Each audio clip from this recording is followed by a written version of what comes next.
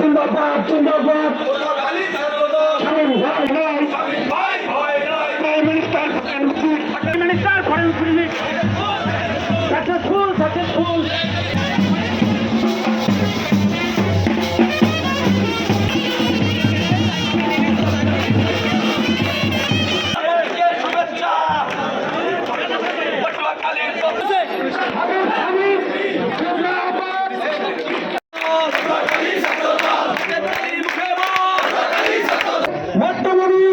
এবং যার নেতৃত্বে আজকের শৃঙ্খলার জন্য যথেষ্ট সহযোগিতা করছেন তাদের প্রতি এতক্ষণ যে কথা শুনলেন এবং আমাদের সাংবাদিক মুসলিম বিশ্বের অবিসংবাদিত নেতা মানবিক প্রধানমন্ত্রী জনাব তারেক রহমান সাহেবকে কি পরিমাণ সম্মান মালয়েশিয়ার প্রধানমন্ত্রী দিয়েছে সেটি কি এই ফেসিবাদী আপাতত দেশ বিরোধীরা দেখেছেন নাকি শুধু আমরাই দেখেছি?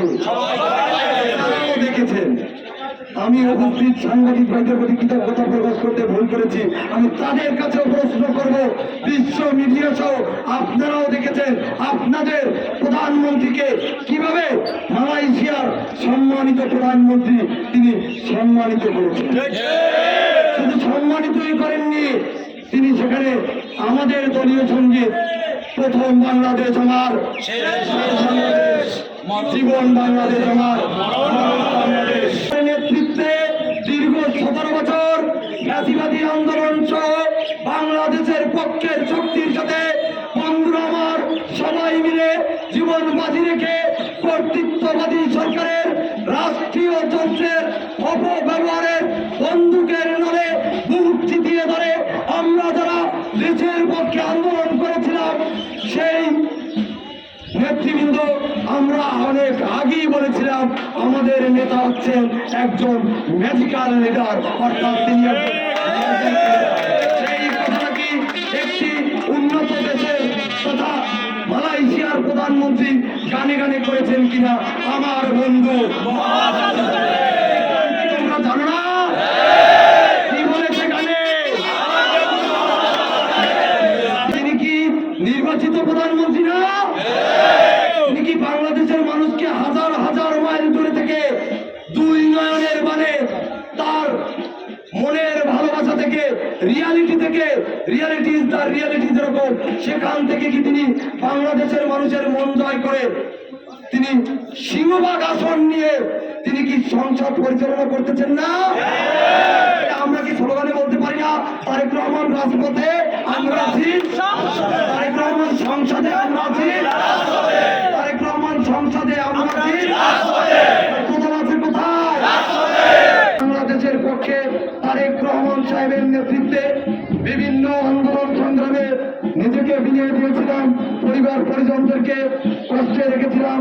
বিদেশি বন্ধুরা যেখানে আমার বন্ধু মহাজাদুকারে বলেছেন সেই মহাজাদুকার তিনি কি তার সেই জীবন বাজি রাখা সহযোদ্ধা ছোট ভাইদেরকে তিনি কি অবহেলার পাত্র হিসাবে রাখবেন কিনা আপনাদের কাছে প্রশ্ন রেখে আমি পুনরায় বলতে চাই, অন্য কোন নেতার কথা বলতেছি না।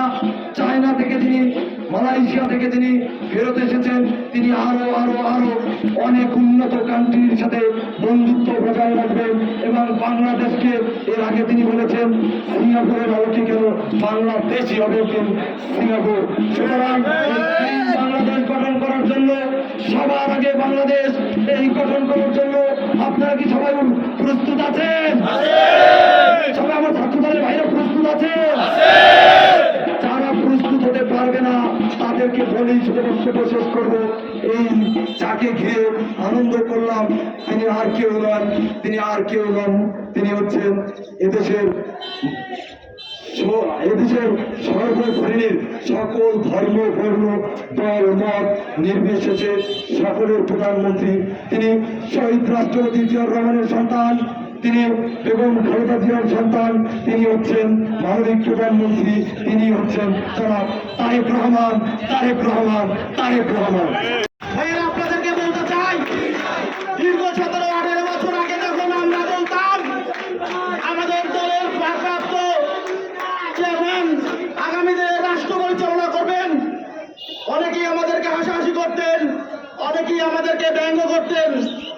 আমরা ছাত্র দলের যে আমাদের সিনিয়র ভাইরা আছে, আমরা আছি, আগামীতে যারা আপনারা আছেন, আমরা সবসময় মনোবল থেকে একটা কথা বলেছিলাম, আগামীর বাংলাদেশের রাষ্ট্রনায়ক হবেন তারেক রহমান।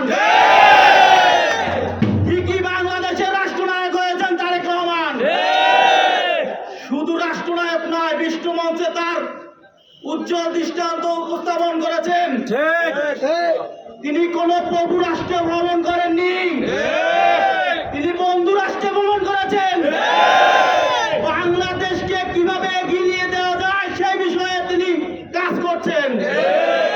বাংলাদেশের কোন প্রভু নয়, একটা কথা কিন্তু আমাদের প্রয়াত নেতা দেশনেত্রী বেগম খালেদা জিয়া বলতেন, আমাদের বন্ধু রাষ্ট্র আছে, আমাদের কোনো প্রভু নাই। আমরাও বিশ্বাস করি, আমরা যারা ছাত্র দল আসি, আমাদের কাজ জনাব তারেক রহমানকে সহযোগিতা করা।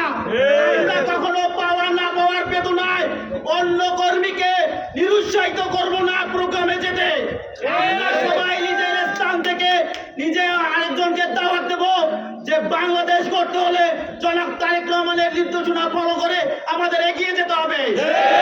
বাংলাদেশের সুশাসন নিশ্চিত হলে আমাদের পাওয়া হবে। আমরা কি সুশাসন চাই?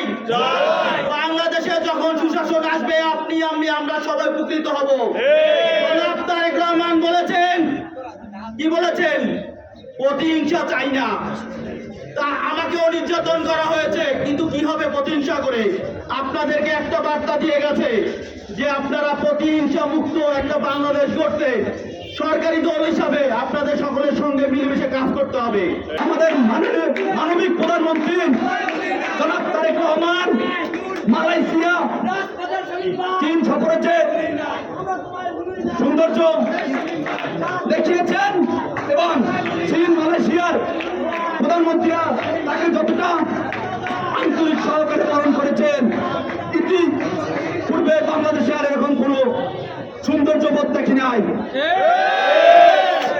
শেখ হাসিনাই বাংলাদেশটাকে যে পর্যায়ে রেখে গেছে, সেই থেকে বাংলাদেশের হাল ধরেছে আমাদের মানবিক প্রধানমন্ত্রী তারেক রহমান। আপনাদের কাছে আমাদের উত্তরবার আহ্বান থাকবে, আপনারা সুন্দরভাবে আমাদের যে সেন্ট্রাল নির্দেশনা আছে, আমাদের জেলা ছাত্র নির্দেশনা আছে, আপনারা তা যথাযথভাবে পালন করবেন এবং প্রত্যেকটি প্রোগ্রামে আপনাদের আন্তরিকভাবে আপনারা উপস্থিত থাকবেন।